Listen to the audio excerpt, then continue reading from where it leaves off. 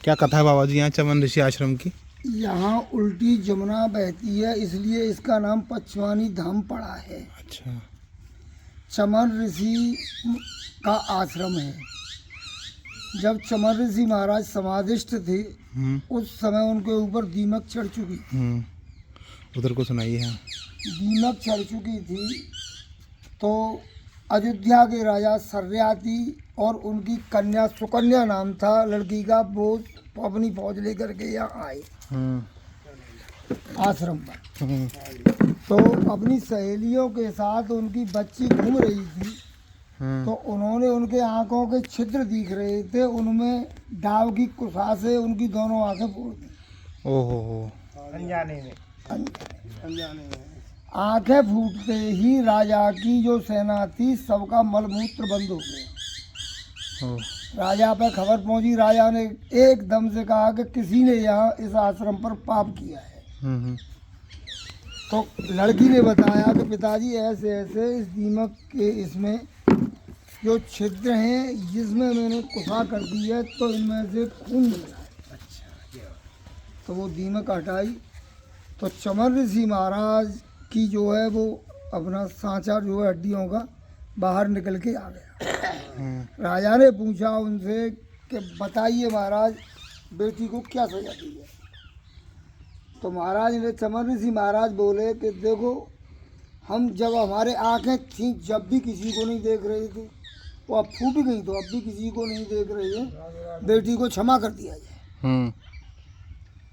तो क्या हुआ कि राजा ने सोच समझ करके अपनी पुत्री से कहा कि तू जो है इनकी पत्नी के रूप में और पति मान करके और इनकी सेवा में रहना है।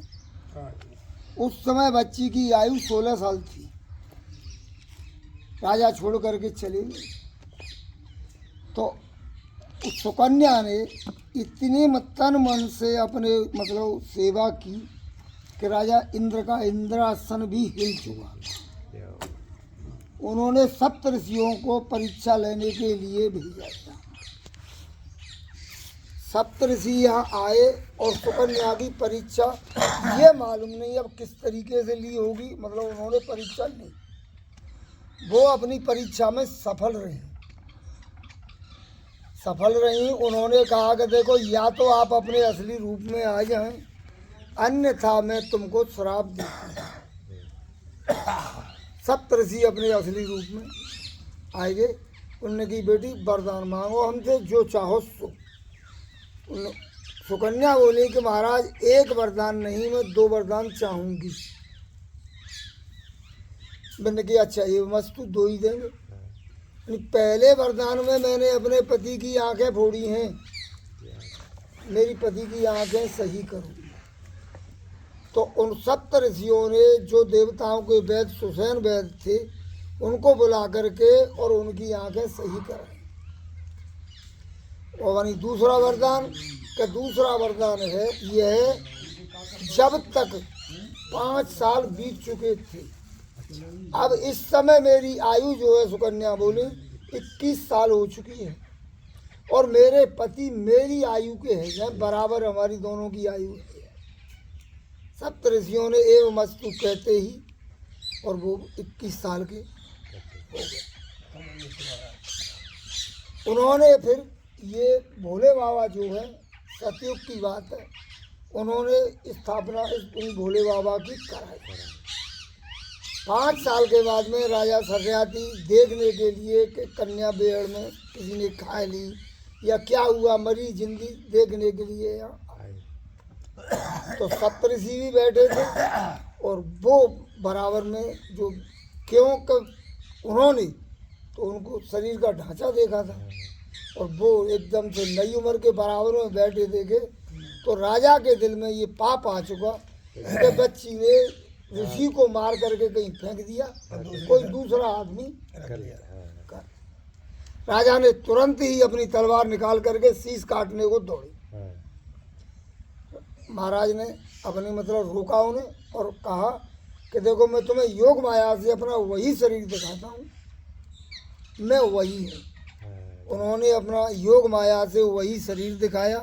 फिर वैसे के 21 साल के हुए, मैंने कि ये तुम्हारी पुत्री की महिमा है महाराज, ये की तपस्या क्या है। इसकी तपस्या का प्रभाव है जो कि मैं यहाँ तक मतलब ये स्थिति मेरी हो गई।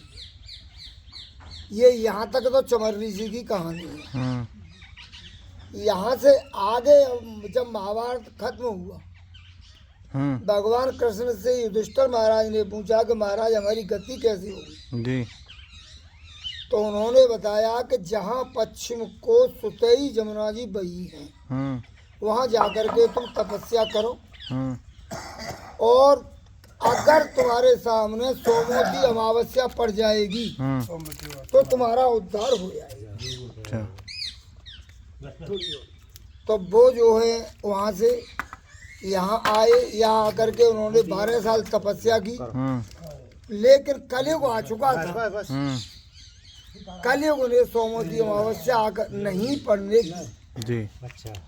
जब नहीं पड़ी तो युधिष्ठिर महाराज ने उन्हें श्राप दिया हाँ कि जा कलयुग मत परंदे भाई, हम तो हिमालय में गरबे जा रहे हैं, ठीक है। लेकिन कलयुग में एक साल में 2-2 3-3 पड़ेंगी अच्छा और तेरी आयु खाएंगी। ठीक है। एक परवी में 100 साल की आयु और कलयुग की खत्म हो जाती है। युधिष्ठिर महाराज श्राप दे करके और यहाँ से चले गए।